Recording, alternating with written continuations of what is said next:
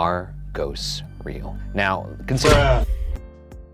Hello everyone, my name is Des Wes, and today we're going to cover the paranormal investigators and their method to how they prove ghosts are real. Paranormal investigation. For me, when I was a kid, the first paranormal investigation show that I watched was Extranormal. That was really good content back in the day. This was around 2007 when I watched my first episode. And the editing in there, they had the novella level of editing. That was like my introduction to the paranormal world. But so how does a paranormal investigation work? This is how they do it. First, they scout the area. They need to know what they're facing, whether the building is decrepit, whether they need to bring in masks. They need to see what it looks like during the day so they can do an introduction of the layout.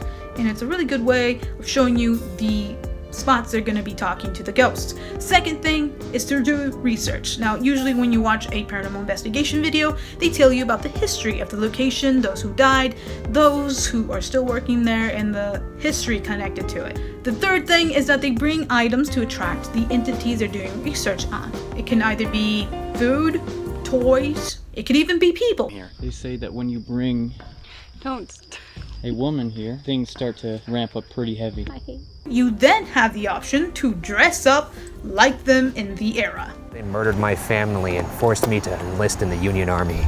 Either to antagonize them or to relate to them. Then they get the equipment. They explain it to you, what they're using. So once they have all the equipment like audio recorders and video cameras, you then bring protection. Now this protection can vary. It can vary from first aid kits to wearing boots, wearing the appropriate attire so when they go out they don't get hypothermia. You know, this is your basic common sense stuff. But the other type of protection that they bring in is spiritual protection. It could range from them wearing necklaces. It can range into bringing in witches to give them protection, or just them being there as well, doing rituals. Once they have everything ready, they can then go to the spot they're going to do the interview and contact the entity. And that is how paranormal investigation is done. So once the interview is going, it takes time. It takes a long time. And I think I understand that part of the investigation is very integral to their shows, because either something happens or nothing happens. And if nothing happens, they are...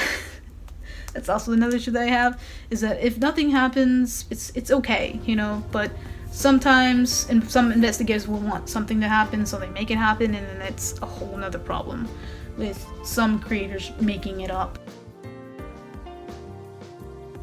Now, the logic behind whether ghosts are real is really murky, because the interview process is very flawed in that, again, the responses are very hard to hear.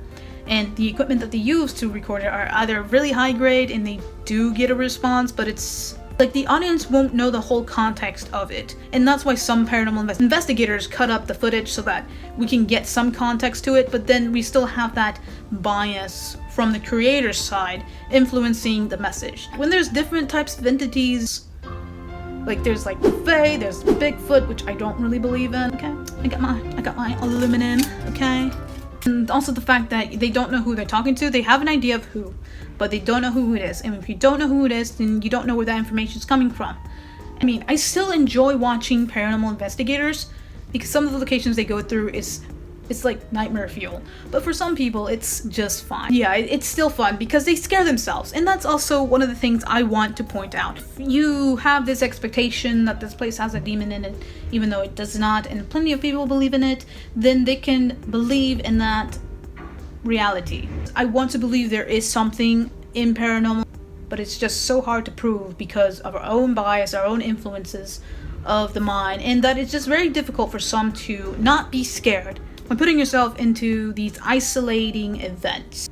Not just the perception, but just how the environment is made to really play on your imagination. And that's why I love skeptics when they go on board with the paranormal investigators, the ones that are believers. It's to keep them grounded, and it's to make sure they're not just psyching themselves up or getting scared. And it's why I enjoy it so much. Don't get me wrong, I love watching believers who are paranormal investigators going to locations and It's good to have other perspectives too, and not just one side dishing on the other sides. And then there's the other part that it's difficult to determine entities and identifying them, and you can only rely on one person to identify them.